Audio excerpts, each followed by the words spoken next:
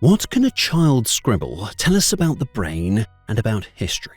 Drawing is older than words. From painted caves to doodles in dusty books, humans have always looked for ways to leave a trace. Today, the crayons are brighter and the paper smoother, but in the brain, the same ancient process is unfolding. When a child bends over a page, lost in thought, it's not just focus. Inside their head, an entire theatre wakes up, quietly shaping the person they're becoming. Quite spectacular, isn't it? Let's peek behind the curtain. No jargon needed, just the brain's clever cast at work. It all starts with the motor cortex that choreographs each motion, how the pencil presses, when the line slows, when it curves.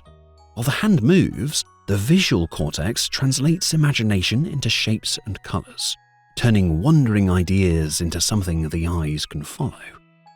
Then the prefrontal cortex steps in like the creative director, deciding what stays, what changes, what the drawing might become when a line goes wrong. And then, the magic. The default mode network, the part linked to daydreams, memory, and empathy, opens the door to imagination's backstage. Here, the child can wander inside their own mind, mixing memories, stories, and emotions, so the drawing becomes a small clue to who they are and who they're becoming. Across centuries, children's drawings follow a shared path. Wild, joyful loops, then circles becoming faces, lines turning to paths, and finally small stories filling the page.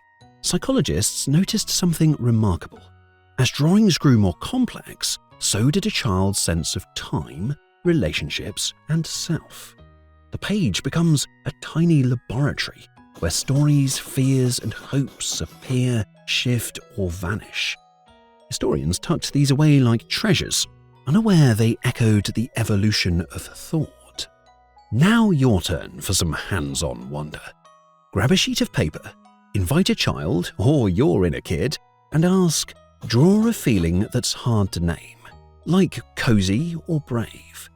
Sketch a place you could only visit in a dream. What does adventure look like to you? Watch the magic. They reach for memories, body sensations, and fragments of stories. The finished drawing might look simple, but the journey to make it is anything but ordinary. And here comes the hidden twist. Drawing gives big feelings a place to land. A stormy scribble releases frustration. Soft blues quiet a worried heart. Through marks on paper, the brain turns emotion into something it can see and manage. This lowers stress, builds awareness, and teaches the nervous system a quiet truth. Your feeling can be seen, shaped, and survived. It's like drawing has always been children's secret language for sorting the world. So next time a child dives into drawing, join the party. You're not just watching, you're witnessing imagination and the brain high-five across centuries. Grab a pencil, draw side by side, and ask, what's this world whispering to you? Because in those lines, a brilliant mind unfolds, playful, profound, and purely magical.